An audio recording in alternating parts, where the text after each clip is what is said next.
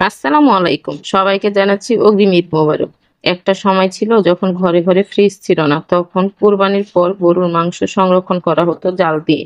আর সেই মাংস থেকে ঝুরা মাংস তৈরি করা হতো। আমি বাড়িতে কিভাবে কুরবানির মাংস জাল দিয়ে সংরক্ষণ করে রাখি সেটাই আপনাদের কাছে শেয়ার করবেন। গরুর মাংস জাল দেওয়া ভালো লাগলে লাইক, কমেন্ট, শেয়ার করবেন। চ্যানেলটা সাবস্ক্রাইব করা না থাকলে প্লিজ চ্যানেলটা সাবস্ক্রাইব করে পাশের বেল আইকনটি প্রেস করে রাখবেন। তাহলে নতুন রান্না আপলোড করার সাথে সাথে নোটিফিকেশন চলে যাবে।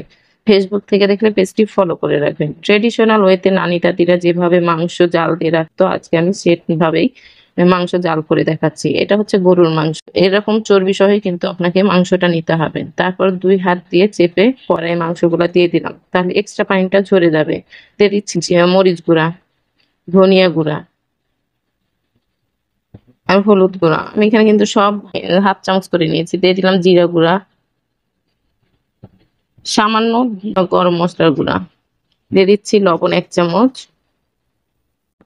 দিয়ে দিলাম আদা রসুন বাটা ১/২ চামচ। পেঁয়াজ বাটা ১/২ চামচ। ১ চামচ সরিষার তেল। আমি কিন্তু এখানে আর কোনো মসলা ব্যবহার করব না। যখন বেশি মাংস হবে অবশ্যই পেঁয়াজটাকে এভয়েড করবেন। আমি যেহেতু এখানে অল্প মাংস করে দেখাচ্ছি এজন্য পেঁয়াজ বাটাটাকে দিয়ে দিলাম। এখন এভাবে হাত দিয়ে মাখিয়ে নিচ্ছি। আর আপনারা খেয়াল করেছেন আমি কড়াইতে নিয়ে কিন্তু এভাবে মাংসটাকে হাত দিয়ে মাখিয়ে নিলাম। আমি এখন চুলার উপর কড়াইটা বসিয়ে ঢাকনা দিয়ে ঢেকে দিলাম। চুলাটা অন করে দিয়েছি। মাংসটা যখন ফুটে এসেছে তখন ঢাকনাটা উঠিয়ে নেড়ে দিচ্ছি। আর এখানে কিন্তু কোনো পানি দেওয়া যাবে না। মাংস থেকেই পানি বের হবে। এক্সট্রা যদি পানি দেন তাহলে আপনার কষাতে অনেক সময় লাগবে। আর অবশ্যই জালটা রাখবেন মিডিয়াম। আবারও ঢাকনা দিয়ে ঢেকে দিলাম। দেখছেন আমার মাংস থেকে কতটা পানি বের হয়েছে। আবার মাংসটা ভালোভাবে নেড়ে দিচ্ছি।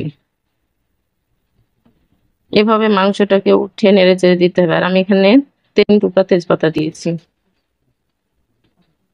দেখেন আমার মাংসটা থেকে চর্বিটা গলে কতটা তেল বের হয়েছে দেখেই বুঝতে পারছেন। একটা তেলুক্ত, তেলুক্ত ভাব চলে এসেছে। আর এখানে কিন্তু কোনো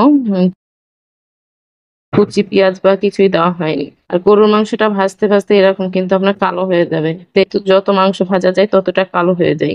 যেহেতু আমি আজকেই দেখাবো ওইজন্য আমি কিন্তু একবারে ভেজেই কালো করে নিয়েছি। আর আমার মাংস থেকে দেখছেন কতটা তেল বের হয়েছে। আমার মাংস ভাজা হয়ে গেছে। আমি এখন একটা সার্ভিং প্লেটে উঠিয়ে নিলাম। এটা হচ্ছে ফাইনাল লুক। আশা করছি রেসিপিটা ভালো লেগেছে। রেসিপিটা ভালো লাগলে অবশ্যই লাইক দিবেন। লাইক দিতে ভুলবেন না।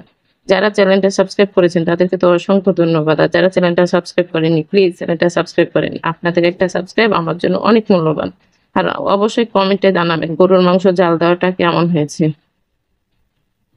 ভালো লাগলে অবশ্যই শেয়ার করবেন। আল্লাহ হাফেজ।